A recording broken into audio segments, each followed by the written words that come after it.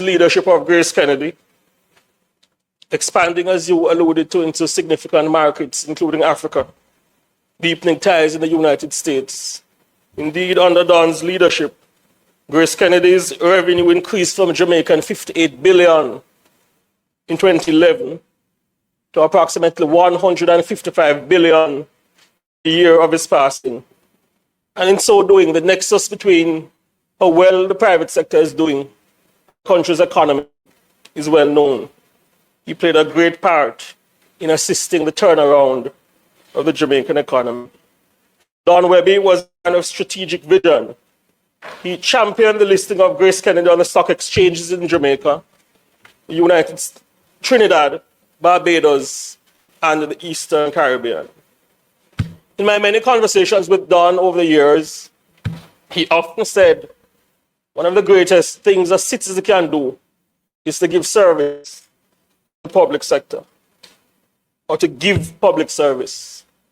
Of course, Don was a man of his word. He served as a senator and minister without portfolio in the Ministry of Finance and Planning under the administration of Orrit Golding at a time when the Jamaican economy was in the doldrums. Don played a key part in the major turnaround of the Jamaican economy. Don was a firm believer in entrepreneurship and prudent fiscal management. Of course, he was one of the pioneers of the Junior Stock Exchange, which is of great benefit to small businesses, business owners, and their families. He served as well as chairman of JAMPRO, where he promoted the idea of red carpet, not red tape, in treating with investors and in a bid to galvanize the Jamaican economy. Among his lasting impacts as well is his work for the West Indies Cricket Board, and he often spoke about his desire for the operationalization of some of the ideas he put in writing, which he hoped would drive a reversal of the fortunes of the regional side. He was passionate about the sport of kings and the king of sports, that is cricket and horse racing. And what I just alluded to are some, just a very few, of the contributions of Don, which led to him being, as you advised the Parliament earlier, President, awarded the Order of Jamaica, the Order of Distinction, and being inducted into the PSOJ's Hall of Fame. But despite all those accolades, encomiums, or achievements, the part of this tribute I consider most important has not yet been uttered. It must not be unsaid. Don Webby was a man of great humanity. He believed in people. For my family and I, Don was a friend. Indeed, for me, he was a mentor, a bigger brother from a different lineage. I knew him pretty much all my life. And my uncles who founded the Fitzhenley Business Colleges and Commercial Institutes often spoke about him as a great motivator behind their entrepreneurial endeavor across Jamaica. Don displayed the important traits of compassion and kindness when it mattered the most. He showed up for his family, his friends, and even strangers in their time of great need. I will not forget him being late for a board meeting, but stopping by at my home and offering condolences and support on the passing of my elder brother in 2019. Don played a vital part in our moment of loss. Don Webby was not a partisan, but he was not shy or bashful about being strident and being prepared to defend Jamaica. He was slow to anger. But if you wanted to make him upset, say something negative about Jamaica, which is not true, or take steps which do not enumerate to the interest of our country. I recall during his parliamentary tenure how upset he was when the opposition voted to discontinue states of public emergencies in Jamaica, despite the data showing that the vast majority of areas where the enhanced security measure was declared, Jamaican lives were saved. And even on that point, as we acknowledge that there's much work to be done, I am certain that Don would have asked me to include in this tribute our congratulations to the Security Minister, the Prime Minister, the Police Commissioner, and every man and woman of the Jamaica Constabulary Force and the Jamaica Defence Force, whose stern efforts caused the current approximately 42% reduction in murders this year when compared to 2024. To the men and women of the JCF in particular, I know Don would want us to say, keep going, keep going. The Jamaican state supports your lawful efforts, and we are hopeful that the current trajectory and gains are indicative of a turning point in the fight against violent crime. Indeed, part of Don Webby's legacy is that he believed that as lawmakers we should lawfully do what we can to save Jamaican lives, and that we should send a signal to criminals that enough is enough. Don was also a firm believer in the ability of sports and education to transform any society. Indeed, he did significant pioneering work with the Grace Kennedy Foundation. Many young people I've come across have spoken of influence and the mentorship that Don provided. For me, among the lasting value of Don's contribution to Jamaica is how he talked about believing in people from all walks of life, but his preparedness to take tangible action to support them. He always put the interest of the people of Jamaica first.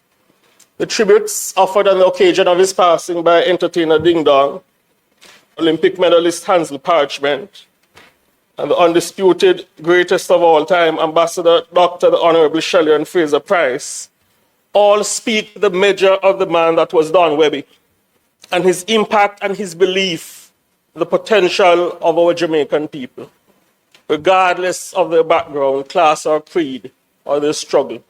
Don believed in their potential, and he offered tangible support. Indeed, Shelley spoke well when she said that Don was the kind of leader who had the uncanny ability to make people feel seen and capable of much more. On the matter of sports, I'm sure my colleague, Senator Sinclair, will agree with me that Don Webby was a winner. For the life of me, President, I cannot yet figure out how a Jamaica Observer article ostensibly in Senator Sinclair's honor ended up with a headline speaking about how Don Webby won gold and defeated Charlie Sinclair into a commendable bronze at Champs 1978. I know that Charlie cannot improve upon my submissions when I say Don knew how to win. Indeed, he carried that knack during his professional life, whether he was contributing in a philanthropic manner or to the business community. In closing, we live in a society where I find that many in my generation have not placed enough value on our word. What I appreciated about Don Webby is that he did the simple but important things right. He was a man of his word. He did what he said he'd do in the way he said he'd do it, and often when he said he'd do it. I join the many Jamaicans and people across the region who regret the passing of Don. We again pass on our condolences to his family, including his lovely wife, Hillary, his sister, Dorothy, and his beloved offsprings, Nicholas, Abigail, and my friend, Stephanie. Let the annals of history be supplemented by the parliamentary record, which accurately indicate that when Don departed to the eternal ecclesiastic pavilion on Saturday, July 26, 2025, Jamaica lost an ambassador and one of our finest and most patriotic sons. But to his family we say, we are confident that the Honorable Donald George Webby is comfortable in the arms of our Lord and Savior. Thank you, sir. May God bless you, and may God continue to shine light upon the soul of the Honorable Don Webby.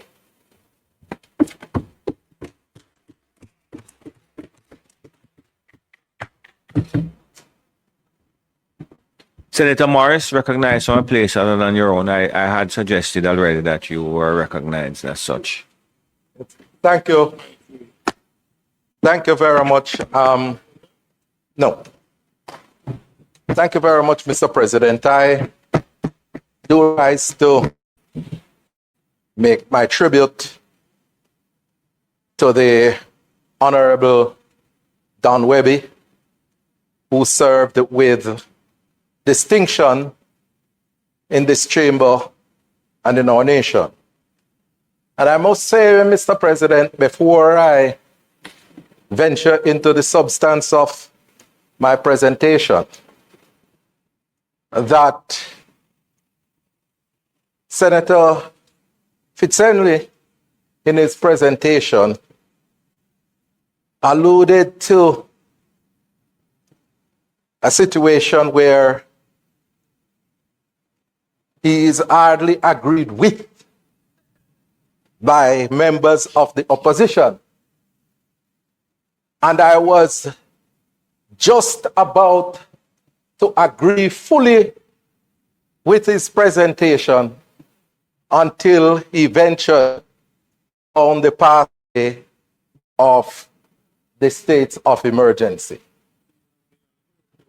And I will say to you, Senator Fitzhenry, that we agree with everything that you said prior to that comment and what flowed after that.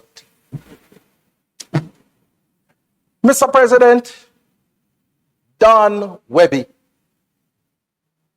can best be regarded as a colossus. He was a giant.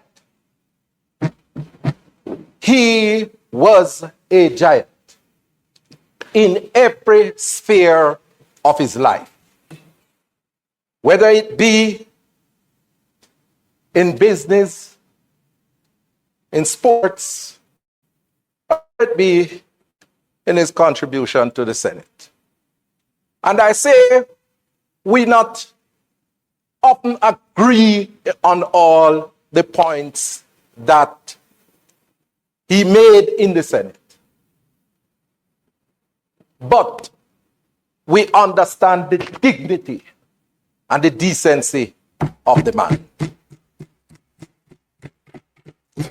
Mr. President, I want to start by indicating that Don Webby was a distinguished graduate from the University of the West Indies, where he pursued his BSc and his MSc in accounts at the institution. And he never just completed those degrees at the institution and on the institution. He contributed immensely to the development of the institution and was deeply involved with the Mona School of Business. And the University of the West Indies celebrates and recognizes his seminal contribution to the institution and to Jamaica. Mr. President, it has been pointed out his contribution in sports. And you know, sports is the heartbeat of Jamaica. If Don was alive, Senator Lambert, he would be very disappointed that having gotten the opportunity to just walk through the door to the World Cup, Jamaica thus far blew the opportunity that was given. He would be it is one of those moments, Senator Abka, that he would be furious because of his disappointment. But, Mr. President, Don contributed immensely to the sporting arena, as demonstrated in cricket, in boys' champs. He was, and boys and girls' champs. He was very much instrumental in their development. And I know that his passion for cricket, even though there's dwindling support across the region, he was always encouraging people to rally around the West Indies. Mr. President, I couldn't take my seat and don't talk about Don's philanthropic endeavors, because Don gave willingly to worthy causes. And I remember a couple years ago, the Combined Disabilities Association was facing immense cash flow problems. Combined Disabilities Association is a non-governmental organization, and it depends on support from various individuals and organizations. And I remember speaking to Don in the Senate about the problems being experienced by the organization. And without hesitation, he said to me, send a letter directly to me on behalf of the Combined Disabilities Association. And I tell you, Mr. President, I did. And certainly up to the point of his passing. Every year since I spoke to him, and I thought it dates back to 2020, was making an annual contribution to the Combined Disabilities Association. And his support and passion for persons with disabilities is also demonstrated in the support that is given to one of the staff members in the organization that he was responsible for, Dr. Curtis Sweeney. And Don was very much instrumental in encouraging Curtis to pursue his academic dreams and to make sure that he gave the organization, gave the support to Curtis in terms of pursuing his doctorate. And Curtis responded and completed that PhD and is now a senior executive at the Grace Kennedy Group of Company. And so, Mr. President, at every sphere of his life, he has been what I said and describe him as a colossus. And as a believer in God, and one who is looking forward to that great resurrection, I'm looking forward to seeing Don again. He's now resting in his grave, waiting for that great getting up morning. And I say to his wife and his family that might be gone, but can never and will never be forgotten. May it please.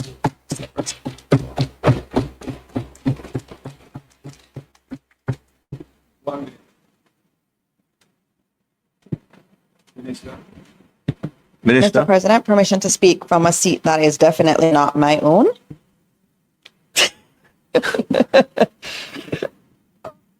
Today is quite a somber day as we remember those who passed from Hurricane Melissa, but also we're paying our tributes to the Honorable Don Webby.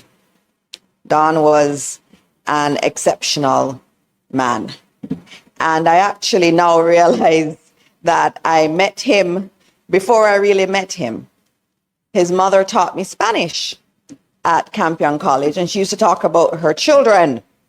And so it's quite interesting that I got to work with his Dorothea, and I also got to work with Don Webby also, after having heard about them so much when their mother taught me Spanish.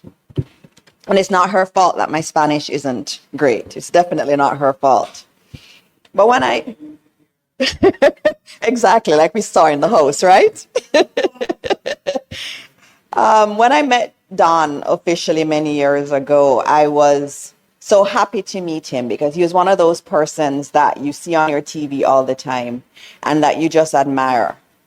He was an inspiration to many of us in the financial sphere because he represented someone who had done things that were just spectacular. And just even if you looked at him in the business sphere, he was a giant in Jamaican business.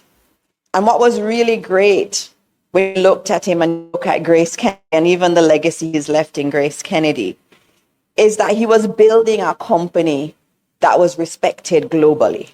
It was a global company. He was saying through Grace Kennedy that Jamaica is great. Jamaica is not just what you think about, you know, the beautiful beaches and also the athletic prowess.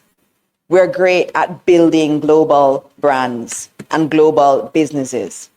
When you traveled in our diaspora markets or outside of our diaspora markets, Grace Kennedy loomed large.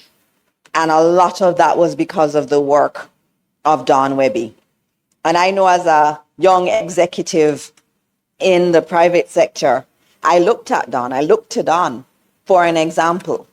And he showed what it was like to build a business. And I've had conversations with him about Grace Kennedy and how he was able to do a lot of that international expansion that was done.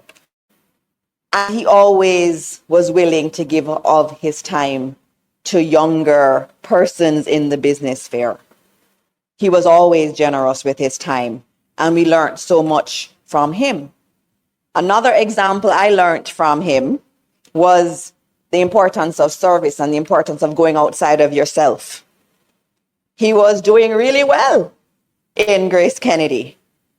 And then he decided to heed the call to public service and to go into government as a minister without portfolio in the Ministry of Finance. And I remember looking at that and thinking, why would you leave your nice role in the private sector and go into the government? And he did it with so much grace. And you looked at him and you were just proud of him. Yes, Don Webby did that. It showed you how much he loved this country, that he would leave that very lucrative world and that very stable world to come into public service. And I know I looked at that. And many years later, when I was asked to do the same, I had to look at Don's example.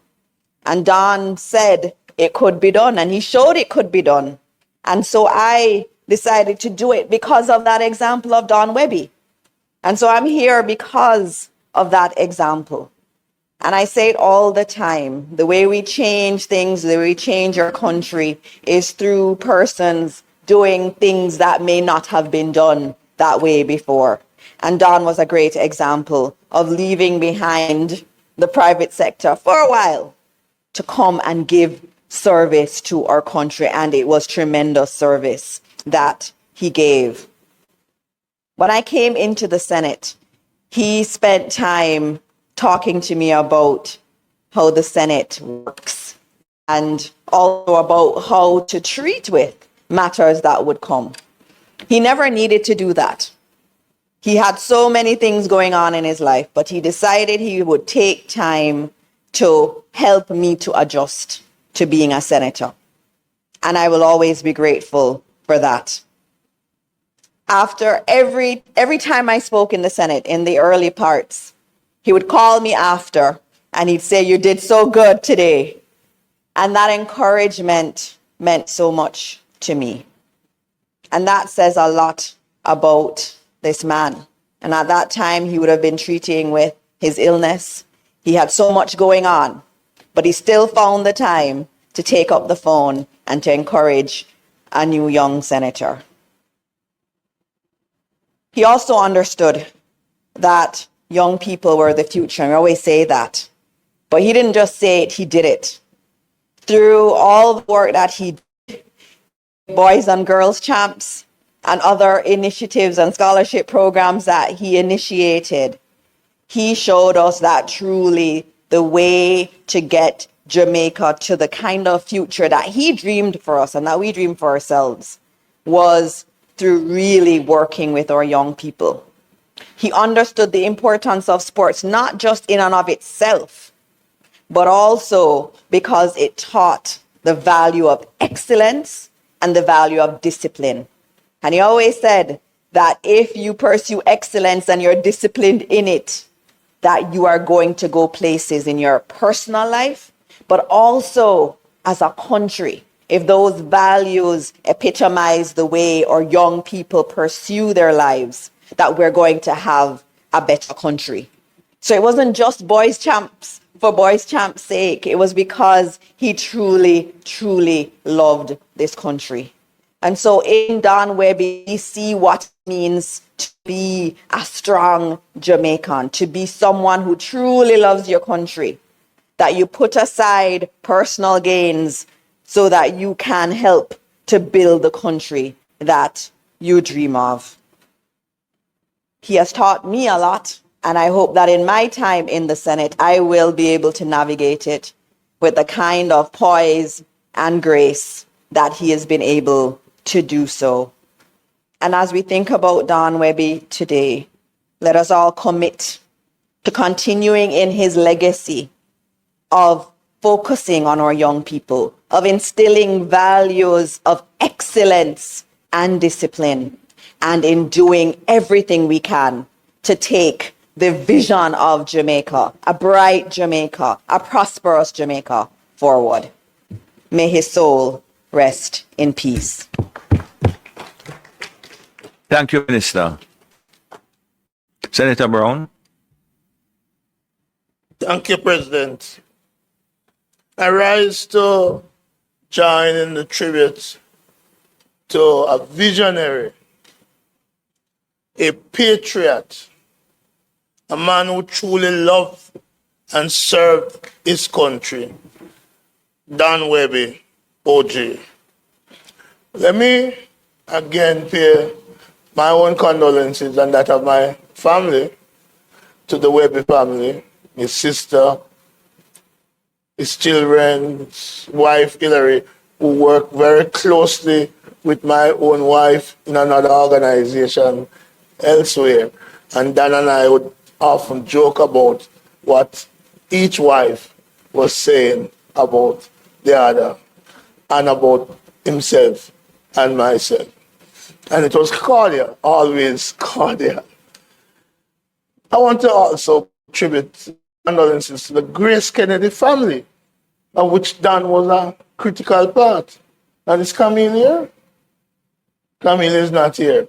But Camille is one of his able assistants who was oftentimes the go-between himself and you as well, President. So I know they lost him well. And it became, dawn on me, President, and the numbers 2 and 6. 26th of July, this 62-year-old man exited. And I'm wondering that 2 and 6 are numbers that we should retire. But we can't retire Dan, who left us at 62. What we can say, honestly, is gone too soon. At 62, he's in the prime of his life with so much more to contribute. And I remember Dan as part of the Senate family, despite the dividing line in the Senate. I've often said, we will disagree, we will fight when the gavel knocks, but we are family in this chamber. And that's how I see and remember Dan as being part of this Senate family. When Dan gets up to speak, you know you're going to be listening to a presentation driven Keith by data. And you know he's going to call names of people on his side and people on our side in making his point. When I pay tribute, I don't want to talk about self. I want to talk about the person I'm making tribute to. But sometimes you would say, like Lammy, I am driven by data. And I always took that as a compliment because it's important that decisions we make are grounded in data. And Dan Webby's presentation were always grounded in data, excellent research. But he ended his presentation, and I can't recall any president that wasn't ended with solutions. He was always making proposals and suggestions, often thinking outside of the box to get our country moving forward. And so we're going to miss him for that. And I hope you can step in his shoes as one of the private sector reps here in the Senate. I recall presidents disagree things in the Senate. One time Dan said, disgraceful, disgraceful. So when we went downstairs for lunch, I decided I was going to challenge him and said, Dan, why are you so strident upstairs? And he said, Lammy, I'm learning from you. Wasn't sure it was sarcasm or a compliment. But the point is that Dan was not afraid to put his views in the Senate, but outside of the Senate. When we leave and the chain is removed, the rope is removed, we are back to family. And it's in that context of family that we discuss a number of things. And even while he was sick, President, I had reasons to be chatting with him on WhatsApp. So I'm going to share with us a conversation we had November last year. I think this was after he had resigned. He had sent me a story in the newspaper about West Indies cricket. Last chance for the dinosaur directors to accept all the recommendations of Webby report and vote themselves out of power. So he sent me that. And I responded to Dan. I said, oh, sorry. He ended it by saying, any bets? With a smiley emoji. So I responded to Dan as follows. I am betting that after 5 years of the report sitting on someone's desk, that the Webby wisdom will elude them. West Indies cricket will continue to suffer, not because there is no vision, but when the vision was handed to them on a platter, procrastination overtook them. I doubt they are serious. You gave them a workable and excellent roadmap. It is still their hands. And to that, Dan responded, I agree, Lammy. I agree. And our conversation continued. But I thought I'd share that because he loved the region, not just Jamaica. So we talk about cricket. On a personal note, President, I have some friends, 3 ladies, who 2 lives abroad, 1 is in Jamaica retired. They went to St. Diego, but they're avid track fans. They go to Penn Relays every year, and they go to champs every year. But you know, the hardest thing in around March or April in Jamaica is to get tickets for champs. And they were determined to fly into Jamaica to go to champs. And they relied on me to get the tickets. Well, it was easy. There's a guy named Dan Webby. I go to Dan, I call Dan, and Dan says, talk to Camille. Camille will handle it. And so, for several years, at champs time, I'd call Dan, and sometimes I'd have to pay for the tickets. Sometimes Dan insisted that they are gratis. But that was the nature of the man. But he never went and tell anybody, oh, you're talking to me in the Senate and you're debating me. But remember, you came and you got tickets for champs for your friends. No. And neither before today am I going to say that we were having a debate in the Senate.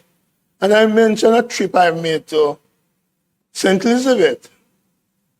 And how I had gotten all of these Robin, they call it Robin in St. Elizabeth, Robin mangoes.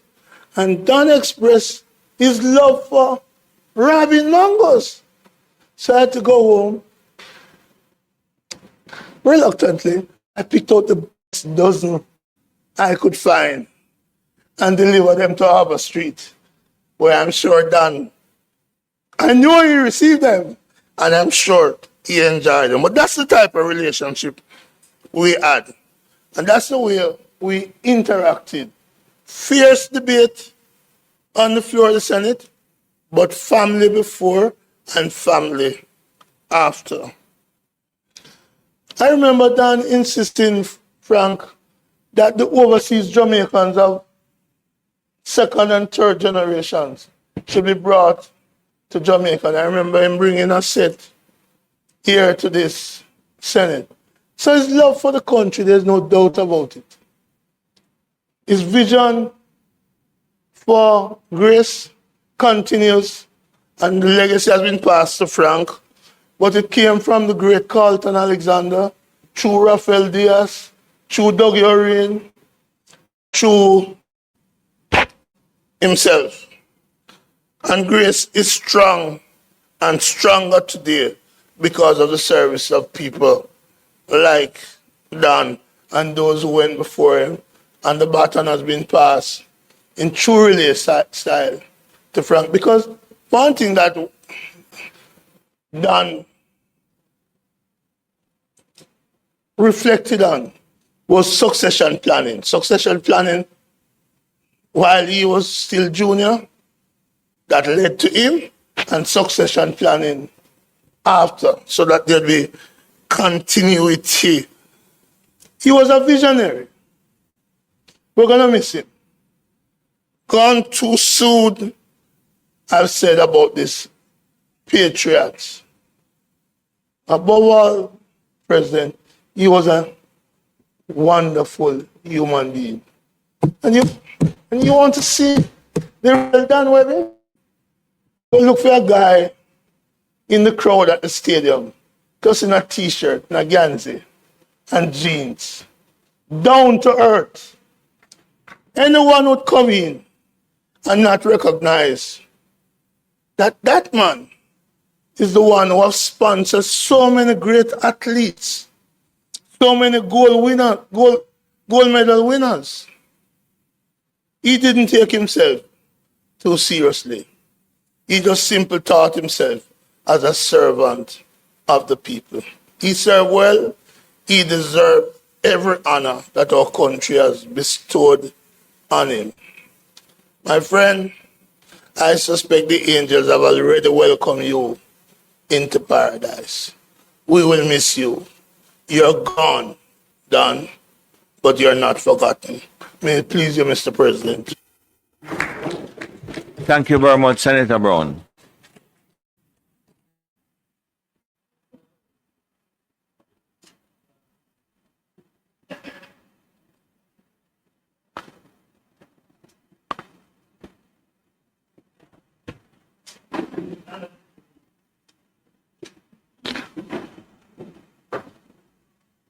Senator Gill. Thank you, President.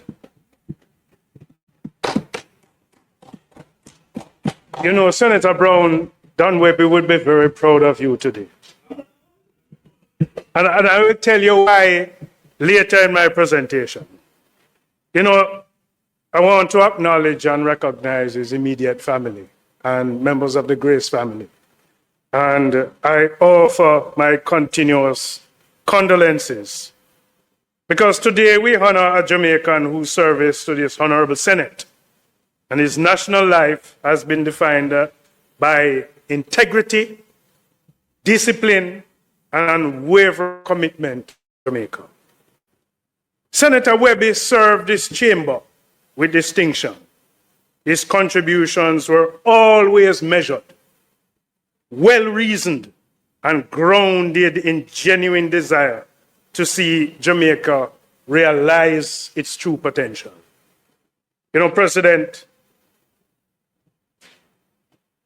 he always exemplified bringing the private sector insight to these debates, but understanding a deep sense of national purpose. You know, noteworthy for part of his parliamentary legacy was always his support to start the State of the Nation debate. Whenever on this side we wanted to identify someone to start the debate, we never had to ask. Don would always give himself to start the debate. And we saw that as part of his legacy. And in doing the debate, he highlighted always the urgent need for sustained economic growth, fiscal prudence, and, you know, there's a common thread that for Jamaica to grow, Don always promoted that we must strengthen our institutions. And he reminded that these national debates were not merely a procedural requirement, but always an opportunity to charge a positive direction for our country. Don was a person that believed in his country. And, you know, not only the State of the Nation debate, but I recall, and I went back to look at one of his presentations in the appropriations bill. And his contribution, he spoke powerfully, always about Jamaica's growth agenda. But one of the common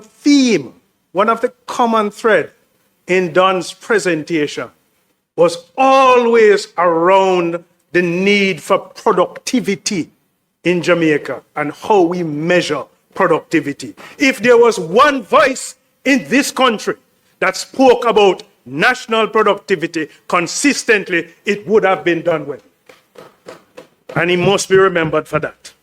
President, you know, he championed policies. He was always one who stimulated investment and strengthened competitiveness. One of the things as a trade unionist I liked about Don Webby is that he was very forceful in advocating for employment generation and the protection of the working class. And as a private sector leader, it was always inspiring in my ears to hear someone from the private sector speaking about the working class. He believed in the working class, and he believed in the success of any organization would have been always dependent on the working class. And today I want to use the opportunity to encourage our private sector leaders to take a leaf out of the book of Don Webby in the promotion of the working class in this country. The Jamaica for him was for a productive Jamaica, a fair Jamaica, a Jamaica where the private sector embraces not only profitability, but responsibility. And he was always one who saw Jamaica where good governance and discipline management was the underpinning of national progress. And so we saw that in his leadership at Grace Kennedy. He demonstrated what that vision looked like in practice. And, Don consistently championed the protection and the advancement of the working class. But he said that to ensure corporate success, it must be matched by investment in people and communities. So he was far extending what this investment in this country ought to look like. And throughout his career, Senator Webby was unwavering in his advocacy for national productivity. He wanted a kind of revolution for productivity. He wanted consistently in his presentation, we have to raise the standards. We have to adopt modern practices. And we have to adopt innovation. That was the kind of person that you had in Don Webby. And, today we paid tribute. We not only will recognize his achievements, but we have to acknowledge the example that he set. Because he never just spoke, he walked the walk. That was Don Webby. And his service is a model of principled leadership. On a personal note, Don would always greet you and ask you about your family. He would ask me what the union is doing now. And he and I had a kind of arrangement that we had some shut-in delegates, some retired delegates. And every Christmas, Don would offer us some supplement that we could extend to these people. He's passing to the Senate, and I remember Senator Brown receiving one of the largest tins of corned beef that I've ever seen. But he was my neighbor in the Senate, only separated by this aisle. And I recall the number of sidebars we would have had. And for the long sittings, when you were hungry, Don always had a bag of sweetie. You would never have known that. We were fortunate. Sometimes, though, we don't know how long that sweetie stayed in the bag. But we always had the opportunity to devour it. Now, there were two questions that Don would normally ask me that I refused to answer. One question was, Cav, how long you think the Senate going to last today? And the first time he asked me that question, I said to him, but Don is a very small billionaire, so I don't think we would have been here for so long. Well, that time we ended up at about 8 o'clock at night. And so, whenever time Don Webby asks me that question, I always said to Don, I am refusing to answer that question, Don. Because the last time I answered that question, we stay here long. The second question that Senator Webby usually asks me, and I refuse to answer, when a certain senator on that side gets up and him asks me the question, is your friend, what's wrong with Lambert Brown today? I said, Don, I'm refusing to answer that question. Maybe you should ask Senator Lambert Brown that question. Senator, the Honorable Donald Webby, has served Jamaica with distinction. His contribution in this chamber, his leadership in the private sector, and his dedication to nation building will always remain an enduring part of our national record. On belief of this Honorable Senate, we offer our sincere appreciation for the work that he has done. Don, we owe you a lot. This country owes you more than you deserve. Rest well, my friend. Rest well. Thank you very much.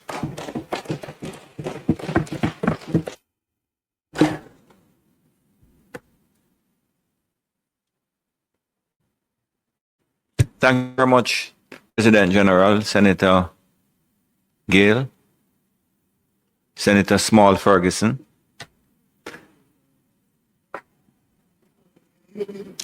I don't know where the small come from in this at all, I must tell you. I ask the members to recognize Senator Ferguson, who is on his maiden presentation. Thank you, Mr. President.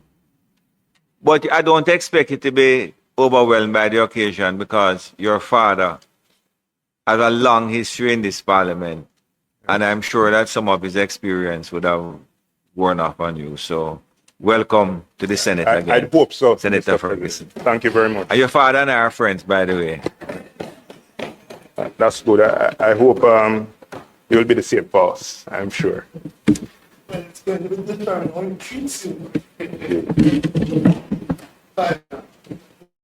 Colleagues, I'm honored to rise today in my maiden speech to pay tribute to the late Honorable Don Webby, OJ, CD, and reflect on the lasting impact of his life and, importantly, his service to Jamaica. His contributions remain deeply relevant and will remain deeply relevant for generations to come. And I think it's very appropriate for this Honorable Senate to devote time today to acknowledge his legacy. I didn't have the privilege of serving with Don in this chamber. However, I've had the significant benefit of interacting with him in business. His reach is very far and wide. Right? And I'll share with you some of the personal ways he has impacted me. In the moments that I got to speak to him directly, I think someone else said it earlier, it was apparent that he had a deep interest in young people.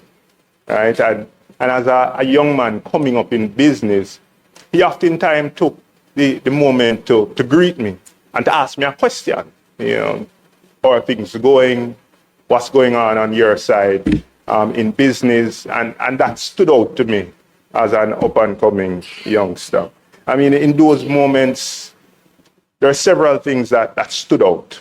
Right? I remember as an analyst going to Grace Kennedy AGMs, and his vision was always apparent year after year, regardless of the state of the economy, regardless of the state of the globe. There was always an idea that appeared bigger than life, right? And many of those ideas have been realized by the Grace Kennedy Group. He was very measured. I heard someone say earlier that he was slow to anger, and that was apparent. And he was authentic in how he dealt with others. His reputation for excellence wasn't only spoken about, it was embodied in his conduct, in the outcomes that he was able to engineer in business and in public life.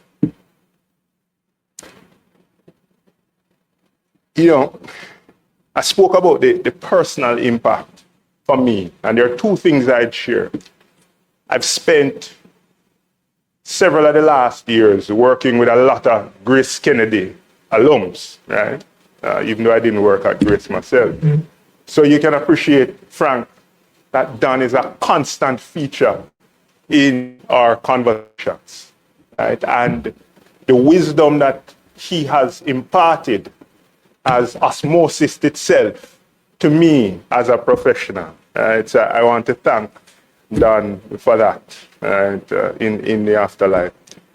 The other thing that I'd share that is personal to me is a parallel that I've seen with Mr. Webby. I mean, naturally, as a giant in business, he has served as an inspiration for many of us in the second generation. And I remember watching an interview or reading something where Don said that he discovered his passion for business and accounting at St. George's College, right, when he was 15 or 16 years old. And I too attended St. George's College briefly for sixth form, but I too formed a love affair, having struggled between science and business, a love affair for business and finance and accounting at St. George's College. And interestingly, I actually attended sixth form at the same time as his son, Nicholas. So we're separated by a generation, but traveling along a similar path. Right? In over 3 decades of service to the Grace Kennedy Group, Don's impact is unquestionable. He has transformed the organization to remaining one of the most respected organizations here in Jamaica, but being a giant in the region and being representative of what Jamaica is capable of in business across the globe. Right. Grace was the first Jamaican company to be listed across all the 3 exchanges within the Caribbean. We're really, I think, representative of what is possible in terms of regional integration with respect to business and commerce and investment. Right? His work demonstrated principled leadership, but it also showed what can be achieved when you effectively combine business and align it with national purpose. So like the minister who spoke before me, he was certainly an inspiration that brought me here from the private sector. Right? In his public life, he stepped away from the boardroom, which undoubtedly was a sacrifice of sorts, to serve Jamaica. Right? He contributed to several things: the strengthening of the fiscal framework, improving public administration. There are several policies surrounding economic growth. But what resonates most with me, given my antecedents in finance and the capital markets, is the role he played in the development of the junior market of the Jamaica Stock Exchange, which has proven to be a tremendous success in expanding access to capital for small and medium-sized businesses, to supporting entrepreneurship, and certainly to job creation. Right? I mean, that is a lasting legacy in and of itself among his many accolades. President, I don't think anyone on either side would agree, or disagree rather, with the fact that Don is in every sense a patriot of Jamaica. Right? His passing represents a significant loss to this country, but a significant loss to his family, to the Grace Kennedy Group, to all who would have held him in some capacity or the other, mentor, friend. And, you know, Don has left an example, I think, for many of us, of how you can embody a commitment to nation building while still pursuing your endeavors in the private sector and business and commerce to build a more resilient and stronger Jamaica. On behalf of myself, my family, I'd like to again extend condolences to those who are close to him, in particular his immediate family, his wife, Hillary, his children, Stephanie, Nicholas, Abigail, and of course the Grace Kennedy family. May his legacy continue to guide us, and may his soul rest in peace. Thank you. Thank you very much, Senator Ferguson.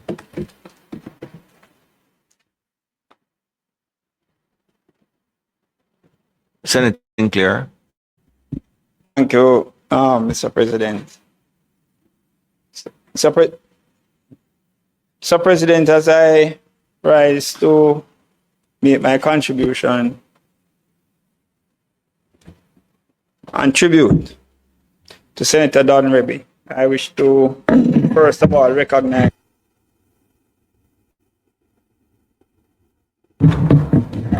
immediate family,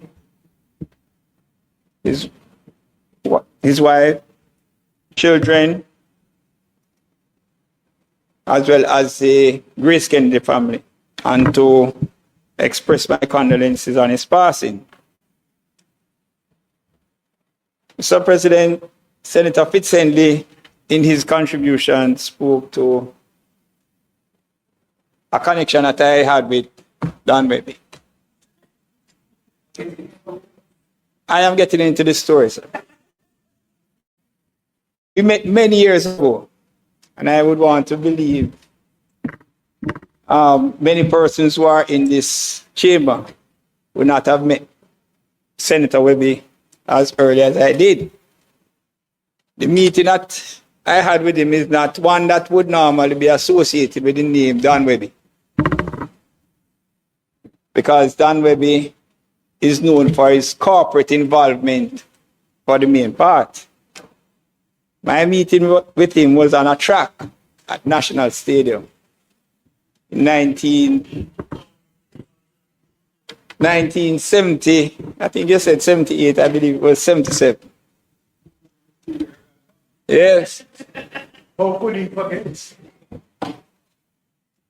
Don represented St. George's College, and I the great Cornwall College. It was the 100 meters hurdles. Yes, hurdles. One of those special type of events. I led for about 80 meters, Mr. President. But when we got to the 100-meter line, Don was ahead of me, yes. He gained the gold medal. And you know, when I reflected, we were also with other good company, Lennox Graham, a coach of Kingston College, known for his achievements in track and field. Well, he came second, and I came third. You know, ever since that time, and coming to the Senate in 2016, where I again met up with Don, and we would reflect on that particular day. I said, Don, let us have a rematch. I wanted to turn the tables on him. But you know, well, it never materialized, Mr. President. Didn't materialize. And I won't put the blame on him, because I believe that both of us equally did not want it to materialize at the years that we had achieved at the time. I don't think it would be good for anybody's viewing. But although Don retired his spikes, he clearly did not give up on his love for the sport. And well, he was involved in so many sports. Horse racing, cricket, as we have heard, and of course, track and field. As the CEO of one of the largest corporate bodies in Jamaica, he made them, that is the Grace Kennedy Group, the primary sponsor of the boys, girls champs. And we know that that event has spawned many of our great champions that represent Jamaica at the highest level internationally.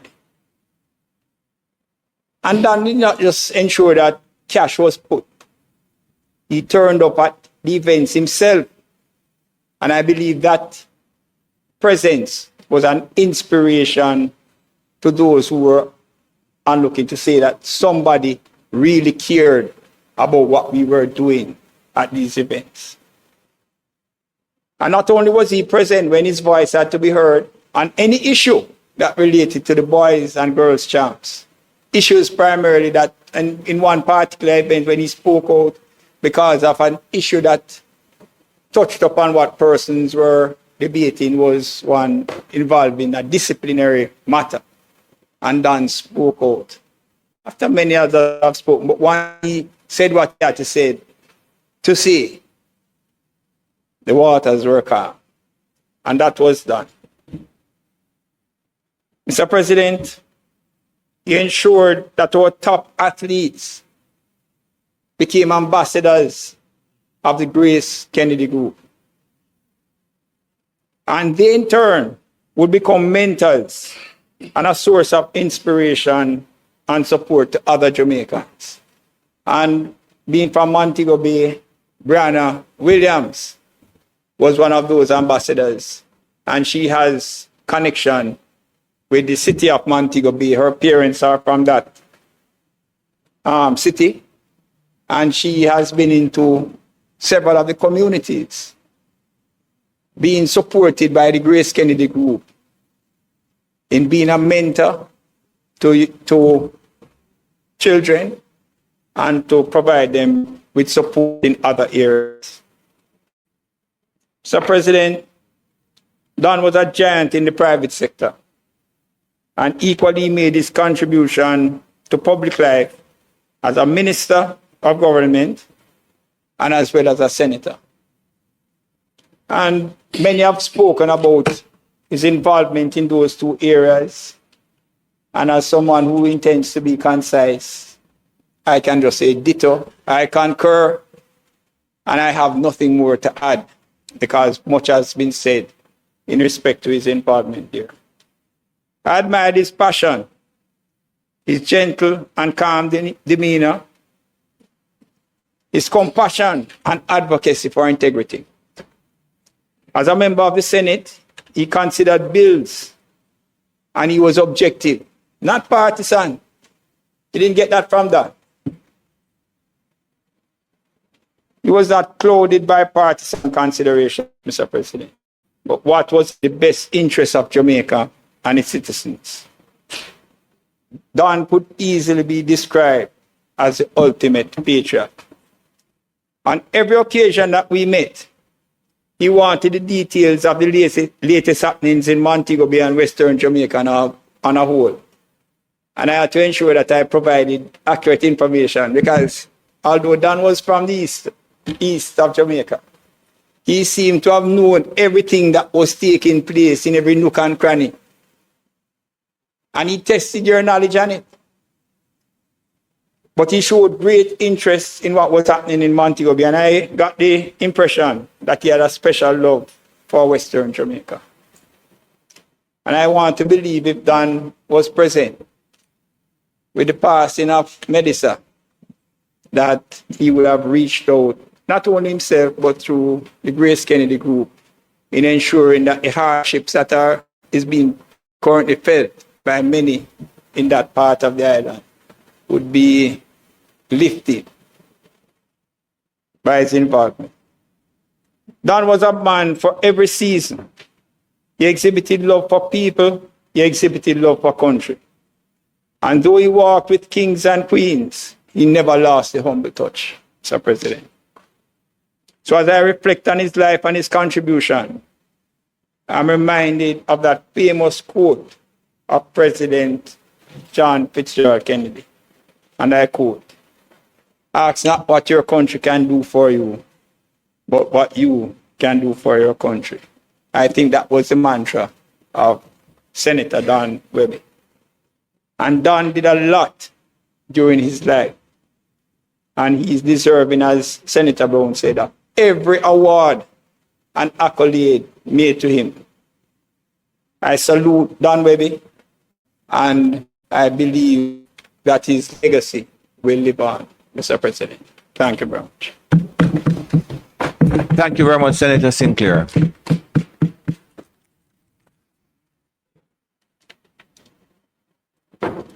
Thank you, Senator Sinclair. Senator Bernard.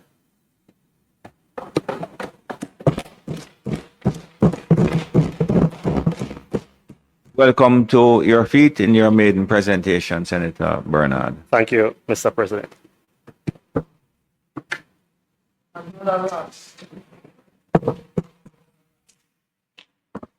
Thank you very much, Mr. President. I want to extend my condolences to the family of Don Webby, his friends, and all those who were close to him. I stand to give a tribute to Don Webby, the person who I knew not as corporate, but someone who would have shared, like I do, in promoting and advancing the power of social intervention as the way to transform Jamaica. I spent a number of years, Mr. President, working in a space that provides resources, technical direction to programs, NGOs, community-based organizations, and individuals, provide support to interventions that would have had important impact on the transformation of our country and people.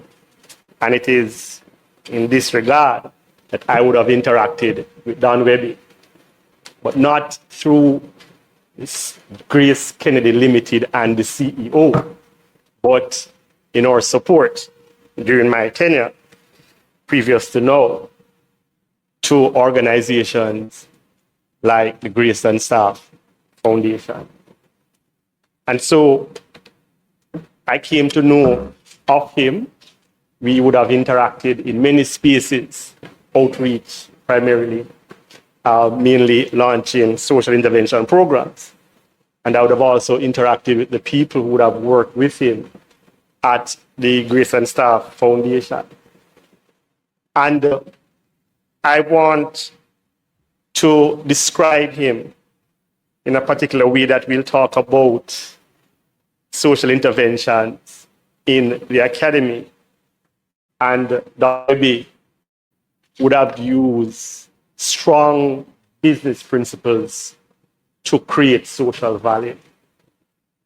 The way in which he interacted through the Grace and Staff Foundation and interacted, with beneficiaries of the initiatives that came out of the Grace and Staff Foundation, you could see a different approach in how he utilized his strong knowledge of the business sector and how he translated that into creating social value. I would have heard my colleague, Senator Lambert Brown, earlier mentioned Don's keen interest in data at a time when we were supporting a number of social intervention programs and we could not determine whether or not those programs were having impact.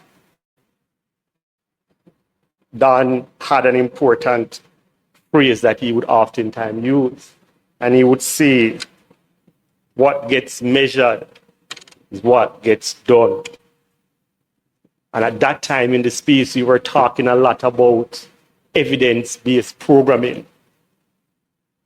And so his engagement in a very direct way with the Grace and Staff Foundation in particular would have transformed the operations of the foundation to ensure that it was evidence-driven and, in fact, it gets measured so it can get done. And he had done so in a number of moves that he made. And none of these moves that he made in terms of his engagement as CEO of Grace Kennedy Limited, none of these engagements that he made was in any attempt to micromanage the Grace and Staff Foundation, but in an attempt to demonstrate that he was keenly interested in what the foundation does. And so the foundation would know that they have his ears and they have his support.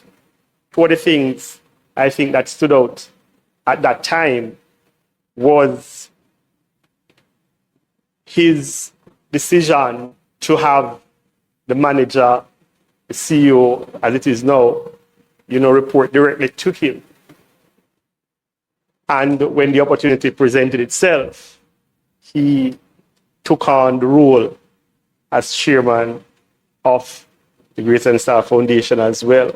And I think that displayed his keen interest in the work that the foundation was doing, in really trying to transform through its initiative the lives of Jamaicans. Mr. President, I see the minister. You would have been happy to know that one of the key interests of Don Webby was education. He was in on the interventions of the Grace and Star Foundation and how, as he put it, how he would like to see these initiatives expand the opportunities for access to complete education. I think that in one conversation that I would have had with some of the staff members, he wanted that to be a legacy of his. Very keen on education and the opportunities that the Staff Foundation would have provided for those opportunities to expand, to include more persons, accessing what he considered, what he called complete education.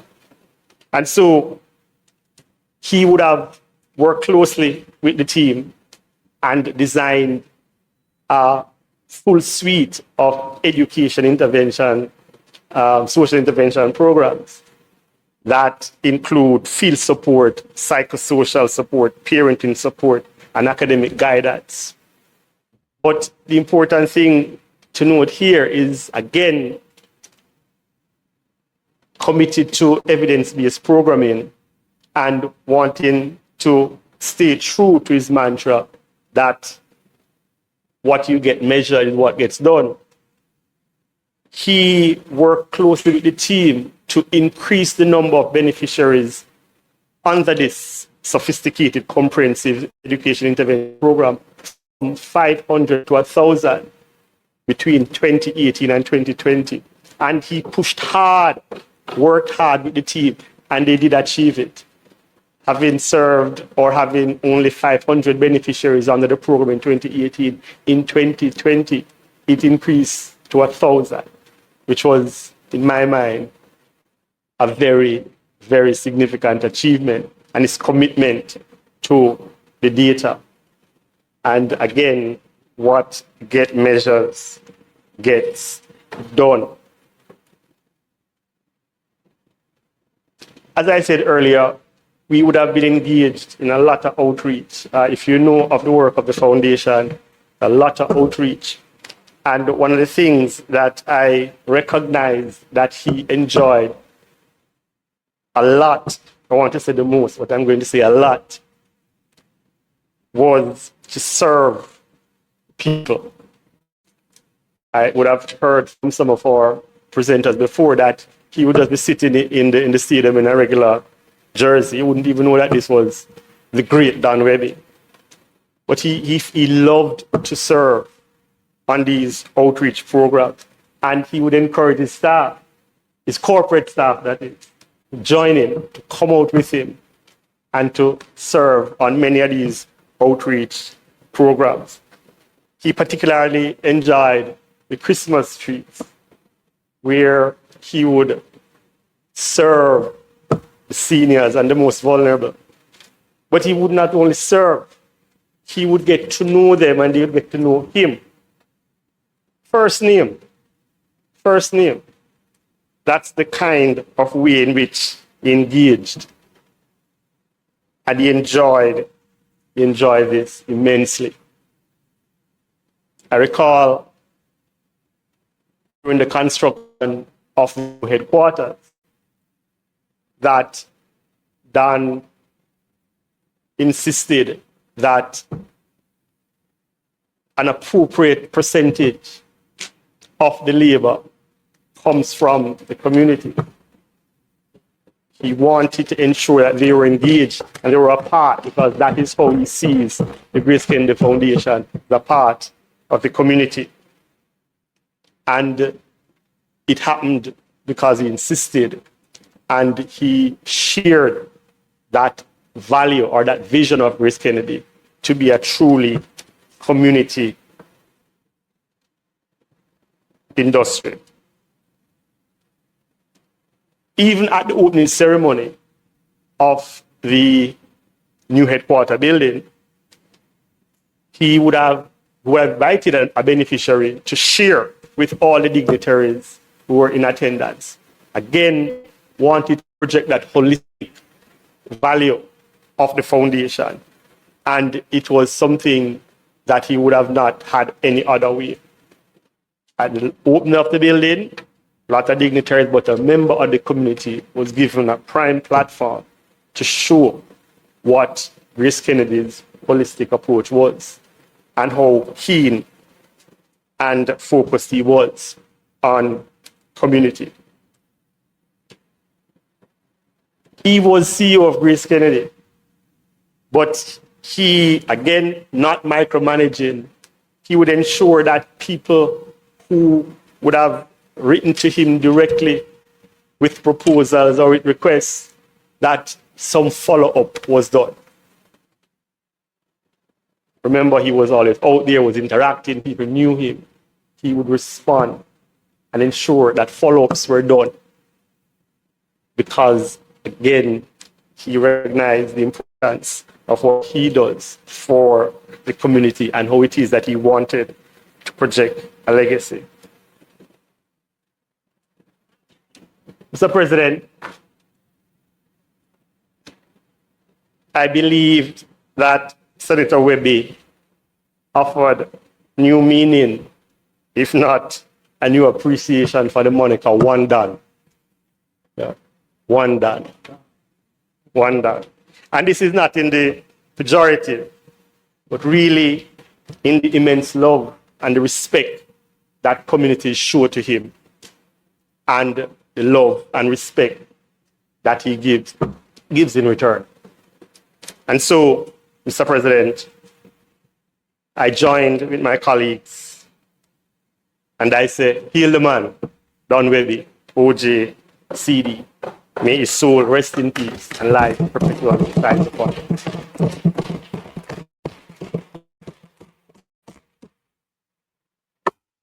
Thank you very much, Senator Bernard, for that very insightful perspective. Senator Shireen 1E Golden Campbell.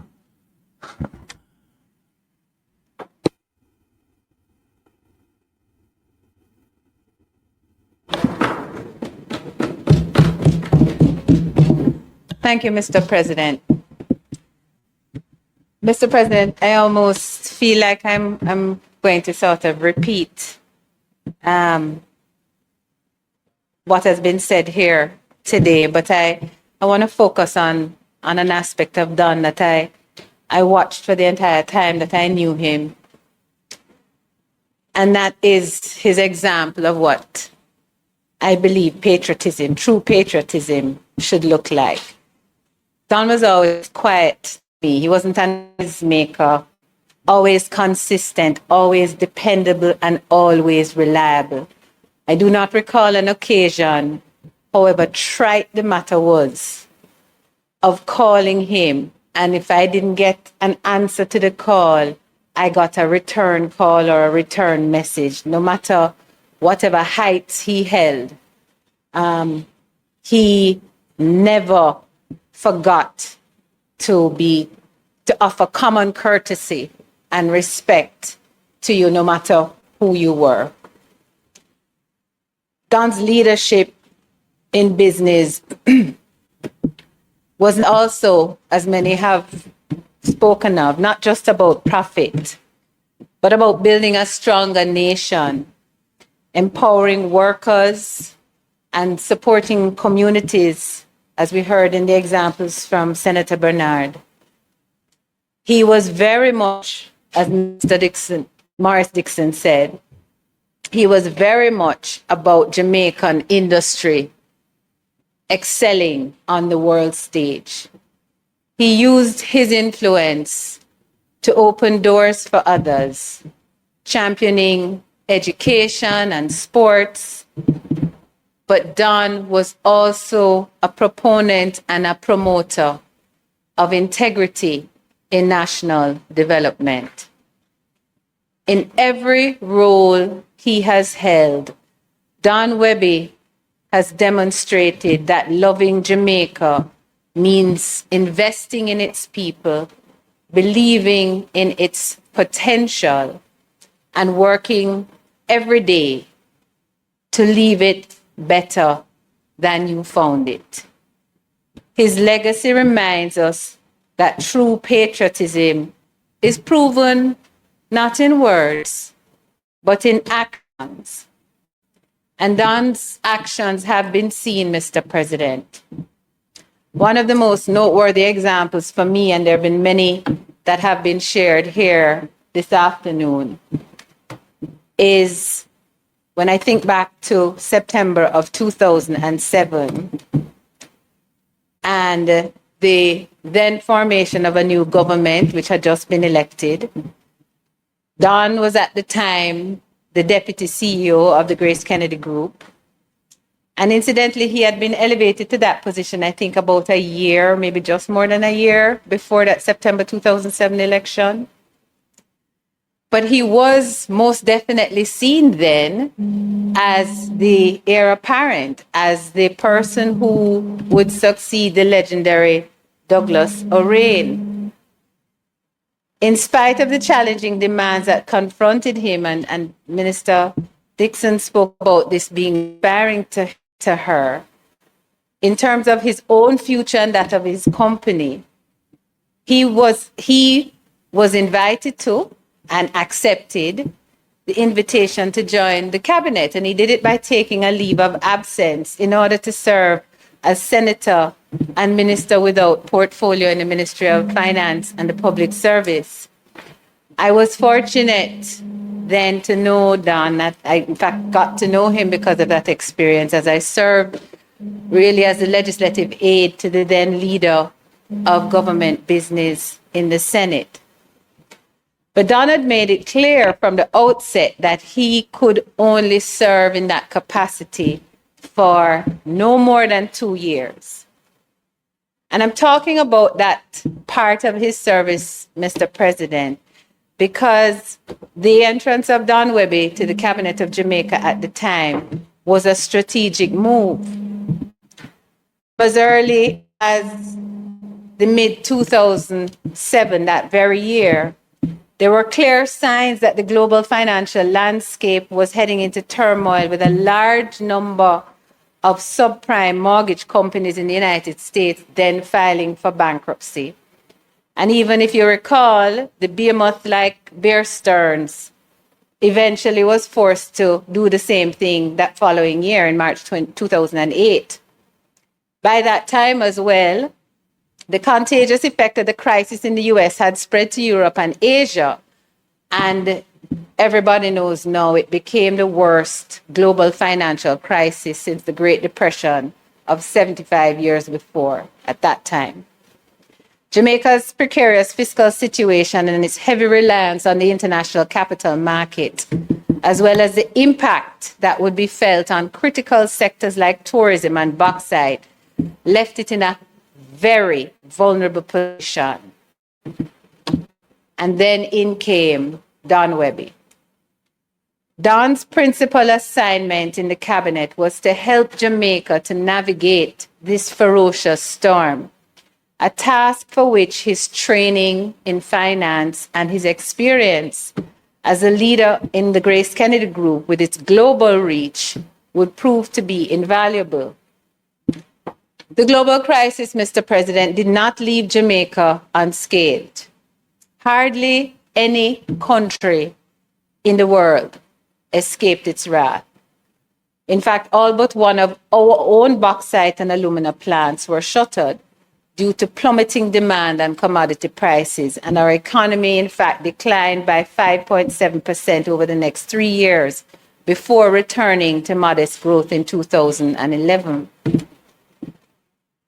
But, Mr. President, I ask this Honorable Senate to recognize that Jamaica's experience could have been so much worse. A large number of financial institutions across the world, big and small, collapsed, wiping out the assets of investors and life savings of millions of ordinary people. Not one financial institution in Jamaica went under. And I ask this Senate to join me in recognizing the credit that must be given to Don Webby, who skillfully helped to guide Jamaica through what was for us unprecedented turbulence.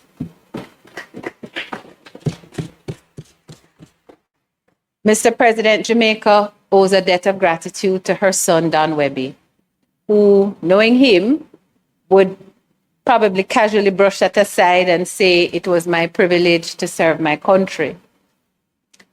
I, Mr. President, was grateful to have known him and will always be thankful to him for his own personal warmth and love towards me and my family.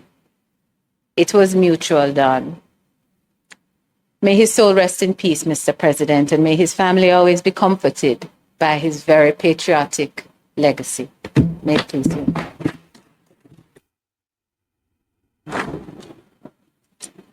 Senator Duncan, another deputant, please recognize him.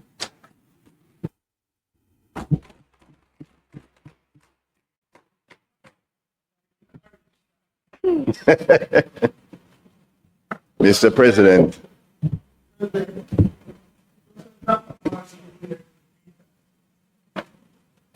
thank you very much. Right.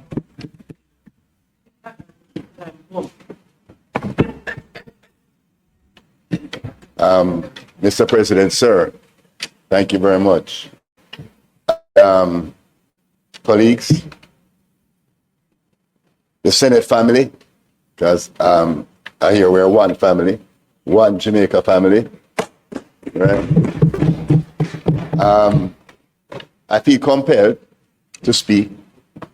I feel I have a duty to share some words because of who Don Webby was, who Don Webby was for Jamaica, who Don Webby was for the private sector, who Don Webby was for the people of Jamaica. I think I have to say a few words, right?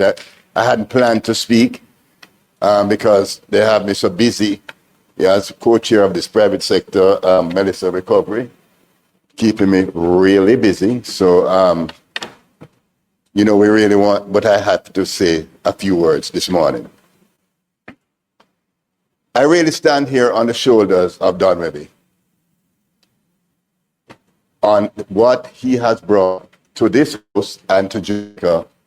And I believe when Don passed and when Don was left the Senate, and I was asked, one of the driving reasons for me taking on this role was because I believe I had a responsibility to do so and stand on the shoulders of Don Webby, right? Because he and I were friends, we were like-minded, we wanted the best for Jamaica. We didn't have a political lens that we looked through. We saw sitting in this honorable house as service to Jamaica, as service to Jamaica. And I do endorse the policies of the government of Jamaica, of which I am a senator, and will always continue to serve as a senator in the best interest of Jamaica. So Don is a nationalist, a patriot, a private sector leader. The Carlton Alexander, the private sector, founded the private sector organization of Jamaica. I have served as the president of the PSOJ and the the Grace Kennedy Group has always had representation within the PSOJ, keeping it going active as an umbrella organization for private sector groups. And Don has always been in the wings, keeping us on our toes in the private sector organization of Jamaica. We have Frank, James, who is here today, Gail Solomon, who is here today, who both occupy positions within the PSOJ at this point in time. Don ensured that there was always a presence within the private sector organization of Jamaica of the Grace Kennedy Group.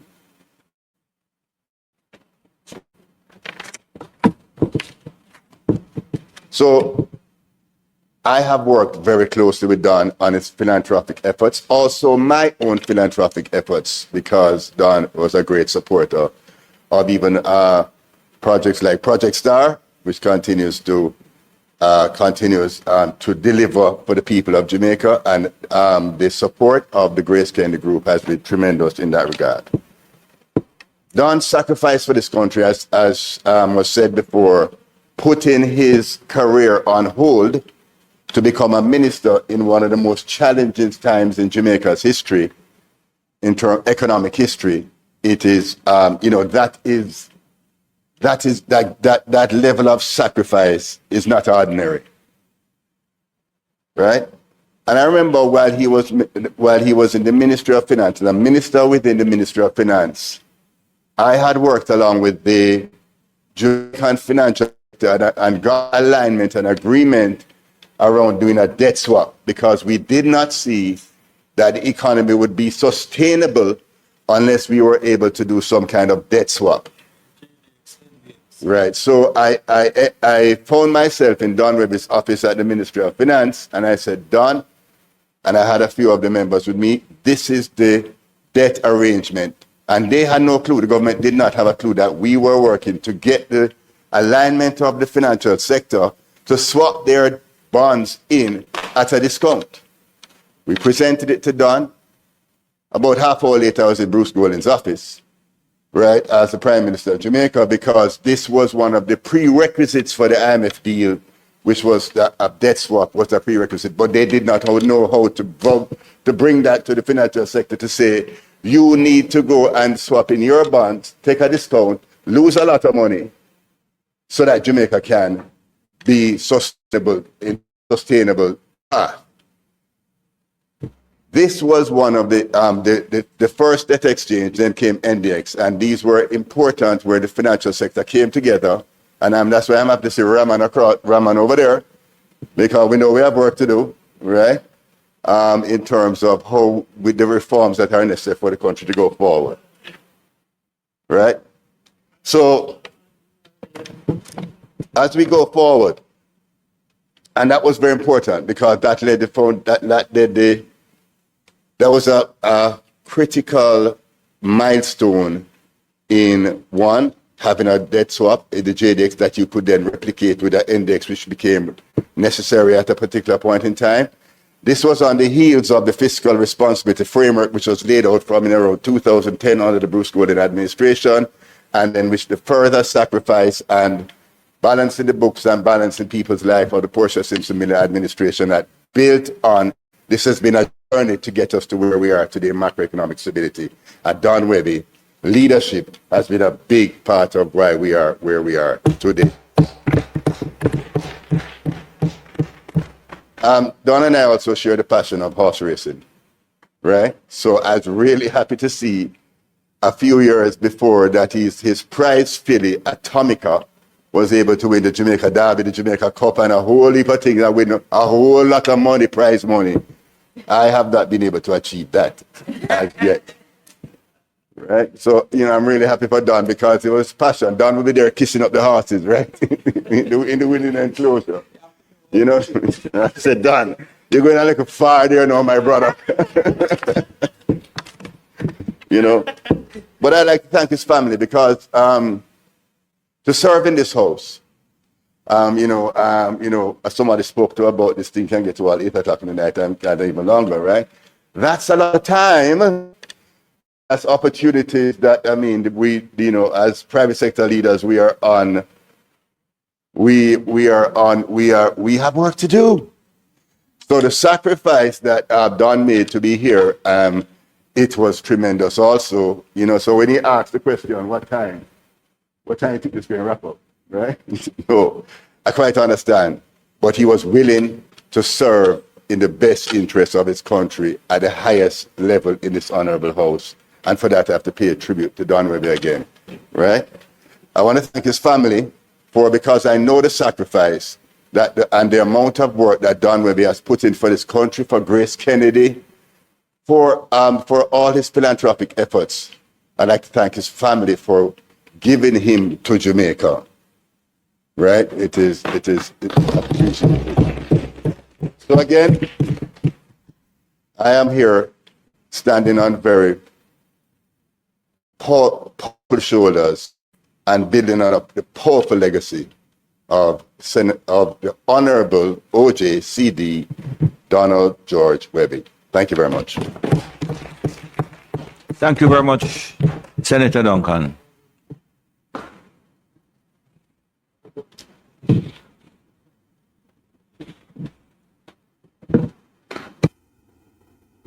Senator Tavares Finch, another deputant.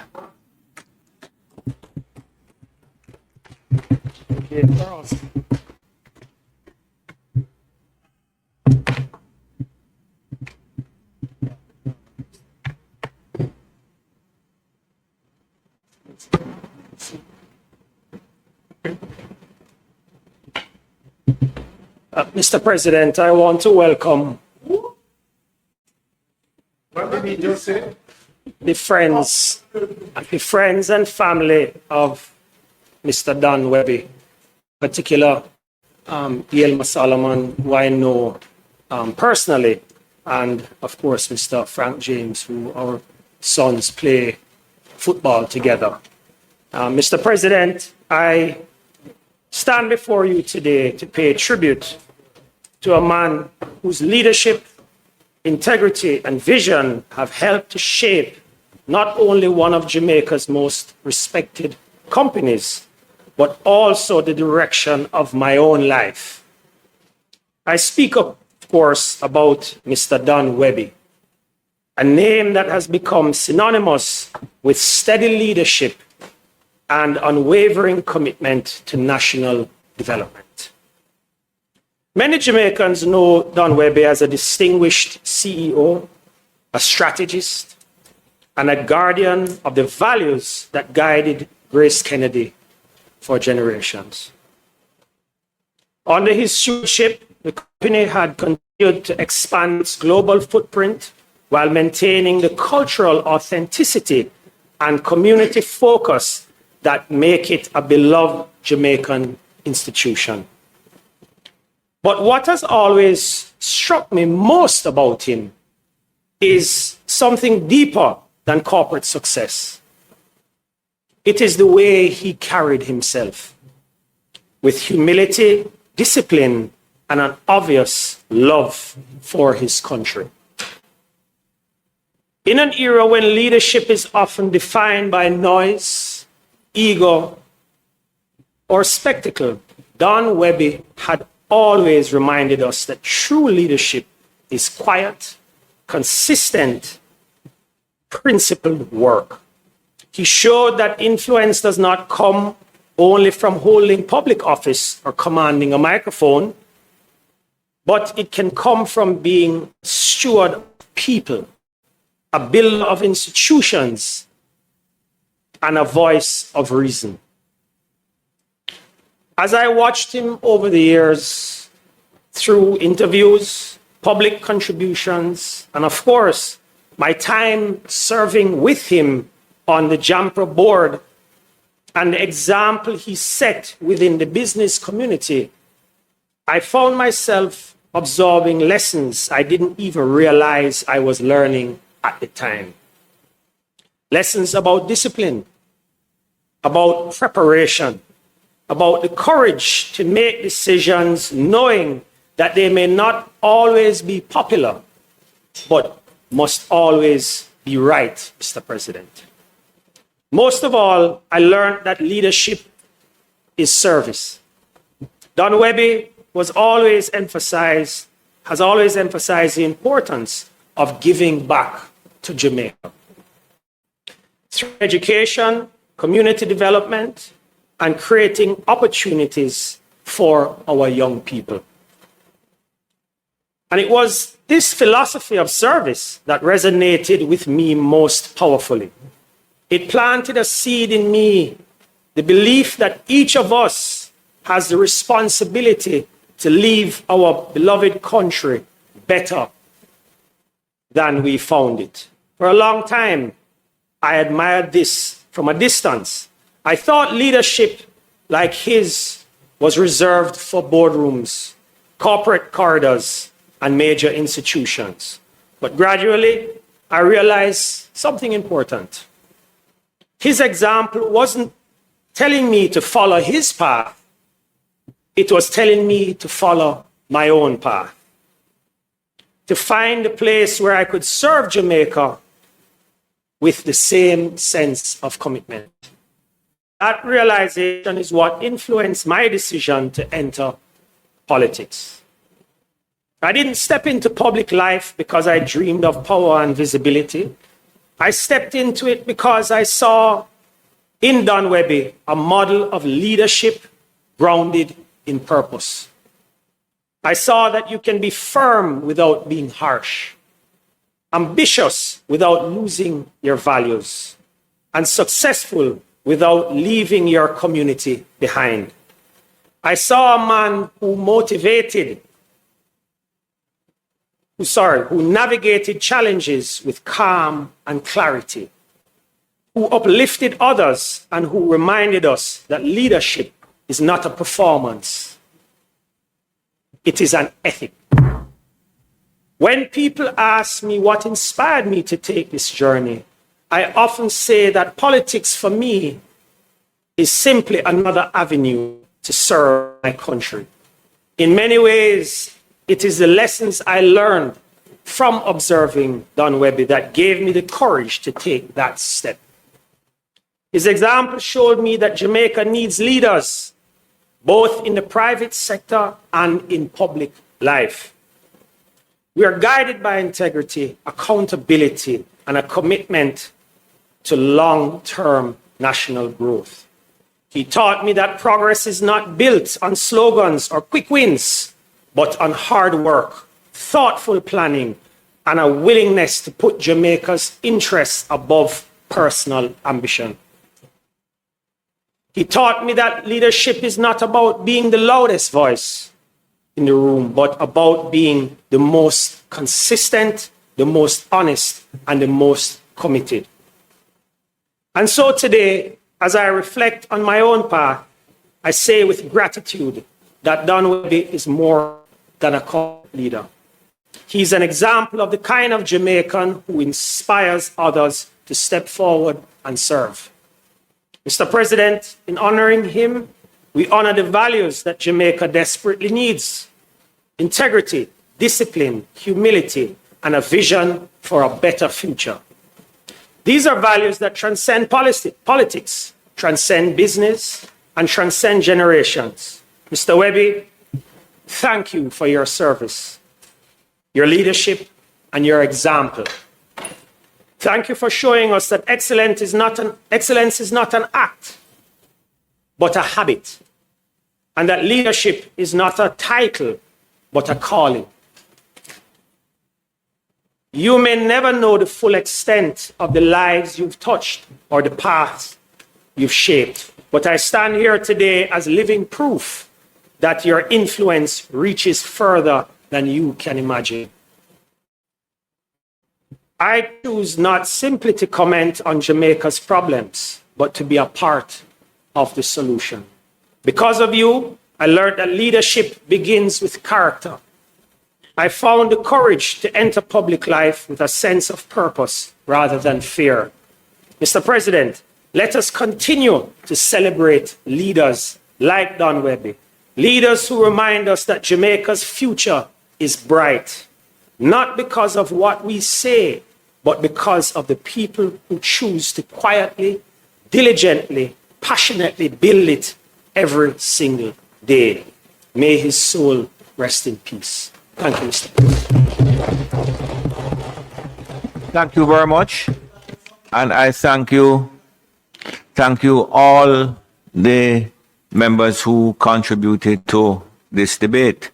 I am to indicate that Senator Kamina Johnson-Smith, Senator Hill, and Senator Scott Motley all send their regards and condolences, respects to Don's family, friends, members of the Grace Kennedy family, and indicate that their absence was unavoidable.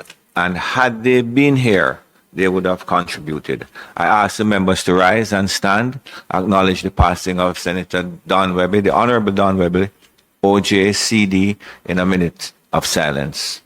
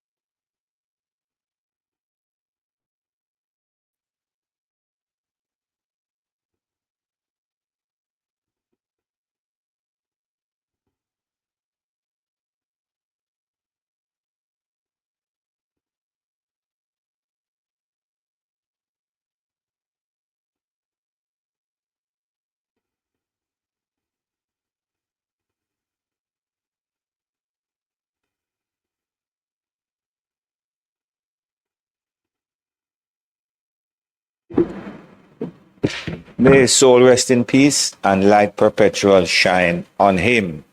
Thank you. I'm going to ask the clerk to have prepared the transcript of today's